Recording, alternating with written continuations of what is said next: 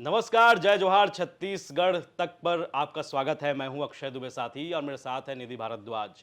1 lakh subscriber हमारे पूरे हो गए हैं और इस खुशी में आप भी शरीक हैं, मुझे पता है, क्योंकि आपके कमेंट आ रहे हैं और आप हमारी जो पत्रकारिता है उसका समर्थन कर रहे हैं।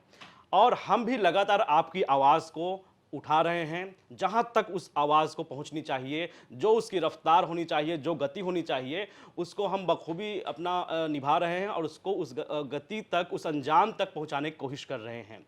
एक बार फिर हम बलौदाबाजार का जिक्र करते हैं क्योंकि एक मामला फिर आगे बढ़ गया है। इसमें कई सारे अपडेट्स आए हैं जिसके बाद से फिर बलौदाबाजार की चर्चा होने लगी है। चर्चा हो क्यों रही है? क्योंकि पुलिस का दावा है कि इसके जो मास्टरमाइंड हैं वो पकड़े गए हैं, लेकिन जो सतनामी समाज का दावा है वो है कि वो निर्दोष हैं। जितने भी लोग गिरफ्तारी हुई है वे सारे निर्दोष हैं। ये सिर्फ समाज के समर्थन के लिए जेल जा रहे हैं। ये सबसे बड़ा आरोप भी है।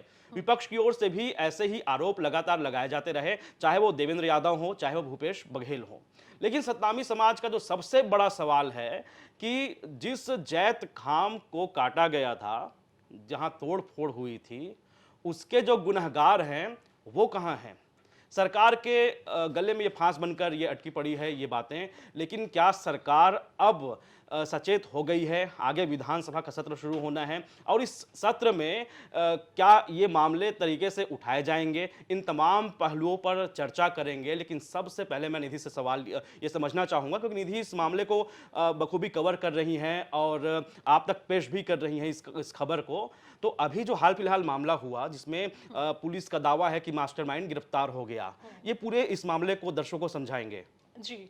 बलौदाबाजार हिंसा मामले में अब तक का ये सबसे बड़ा डेवलपमेंट अक्षय हम ये कह सकते हैं, क्योंकि पुलिस ने खुद दावा किया है इस मामले में कि बलौदाबाजार हिंसा का मुख्य साजिशकर्ता उन्होंने पकड़ लिया है। अब ये साजिशकर्ता कौन है ये मैं आप दर्शकों को बताना चाहूंगी। मोहन बंजारे नाम है, 50 साल का मोहन बंजारे, जिसे पुलिस बहुत लंबे दिनों से तलाश कर रही थी और आखिरकार उसे धमतरी से गिरफ्तार किया गया। मोहन बंजारे पलारी में सरकारी शिक्षक है और एक स्कूल में इस वक्त वो प्राचार्य की भूमिका में भी है। आप समझ सकते हैं कि एक गवर्नमेंट एम्प्लॉय, उस पर इतना गंभीर आरोप लगा है कि वो इतनी बड़ी हिंसा जो छत्तीसगढ़ के इतिहास में बहुत ही काले दिन की तरह गिनी जाएगी। और ना केवल छत्तीसगढ़, जो घटना घटी एक साथ एसपी कार्यालय को जला देना, कलेक्ट्रेट परिसर को जला देना, ये शायद ही देश के किसी कोने में ऐसी घटना सामने आई होगी। इसके पीछे मोहन बंजारे को बताया जा रहा है कि पुलिस, आपको बार बार हम कह रहे हैं कि ये पुलिस के आरोप है, ये पुलिस का मानना है कि मोहन बंजारे इस पूरे हिंसा का मास्टरमाइंड है। अब पुलिस ने जो दावे पेश किए हैं मैं आप लोगों को वो बता देती हूं। जिस दिन ये हिंसा हुई, जो ये आंदोलन हुआ, उसका मुख्य संचालक, जो मंच संचालक था, वो ये मोहन बंजारे था। मंच पर रहकर इसने विवादित भाषण दिया है। ये कहना है पुलिस का कि मोहन बंजारे ने मंच से विवादित भाषण दिया, जिसके चलते जो भीड़ थी वो बहुत ज्यादा उग्र हुई और इस हिंसा को अंजाम दिया। इसके साथ ही साथ ये भी पुलिस ने कहा है कि मोहन बंजारे ने अलग अलग प्रदेश के जो सतनामी समाज के लोगों थे उन्हें बलौदाबाजार में इकट्ठा किया था, आंदोलन करने के लिए बुलाया था। तो कुल मिलाकर हम कह सकते हैं कि इस आंदोलन को भड़काने के पीछे पुलिस का मानना है कि मोहन बंजारे की अहम भूमिका रही है और अलग अलग धाराओं के तहत अब उसके ऊपर जो है केस भी दर्ज किया गया और अब वो पुलिस के हत्थे में है। पुलिस ने उसे गिरफ्तार कर लिया है और मोहन बंजारे के साथ साथ और भी जो अन्य आरोपी हैं, 4 आरोपियों को पुलिस ने पकड़ा है और सभी की भूमिका इस पूरे हिंसा में पुलिस कह रही है कि बहुत ज्यादा गंभीर है और इन लोगों की गिरफ्तारी हो चुकी है। पुलिस ने जो ऑफिशियल आंकड़ा दिया है कि इस पूरे मसले पर अब तक कितनी गिरफ्तारी हुई है, तो वो है 165, यानी कि अब तक हिंसा में 165 लोगों की गिरफ्तारी हो चुकी है।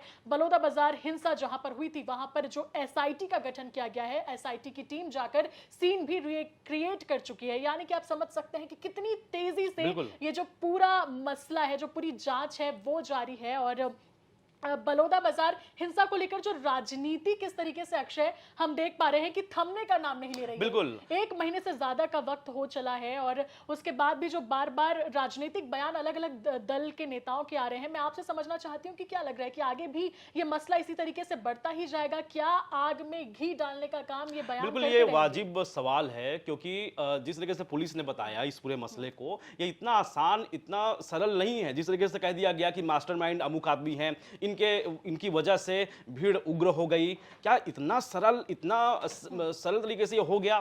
मुझे तो नहीं लगता, क्योंकि जिस तरीके से आरोप प्रत्यारोप लगाए गए, आप याद कीजिए उस दिन को जब ये घटना हुई थी, उसके अगले दिन से ये बातें प्रचारित की जाने लगी कि इसमें देवेंद्र यादव का हाथ है।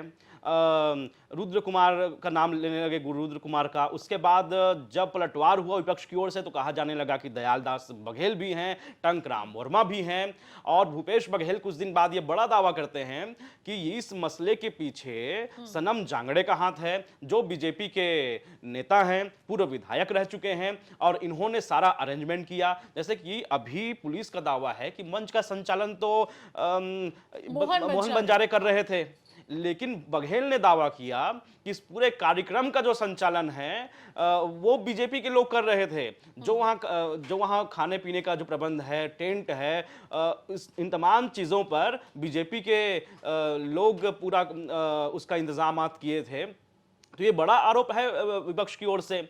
तो इतना सरल नहीं है, क्योंकि जैसे ही सरकार की ओर से कुछ कहा जाता है तो रिएक्शन में तुरंत हमलावर रुख अपनाते हुए विपक्ष उसमें एक अपनी ओर से साक्ष्य प्रस्तुत करने की कोशिश करता है।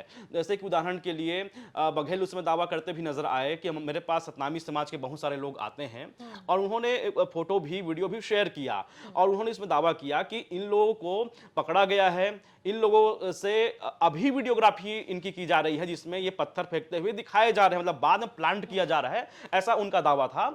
और इनसे कहा जाता है कि आप कांग्रेस के बड़े नेताओं का नाम लीजिए, और दबाव डाला जाता है ताकि कांग्रेस के बड़े नेता फंस जाए। लेकिन बीजेपी का कहना है कि नहीं नहीं, सब कुछ कांग्रेस का किया धरा है, और 165 लोग, जैसे कि अब आंकड़ा सामने आया है, इतने लोग गिरफ्तार हुए हैं।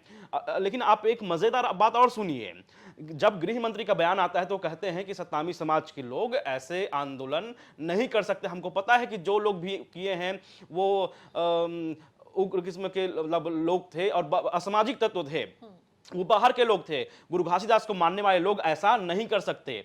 तो बातें दोनों ओर से एक ही किस्म की जा रही है, लेकिन जब कार्रवाई होती है तब कार्रवाई में समाज के लोगों की भी गिरफ्तारी होती है।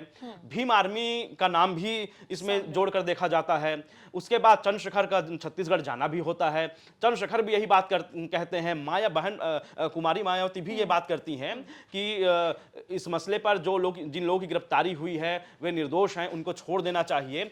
लेकिन अभी बीजेपी की ओर से इसमें क्या कुछ एक साफगोई तरीके से एक स्पष्टता इसमें समझ में नहीं आ रही है कि सरकार क्या करना चाहती है।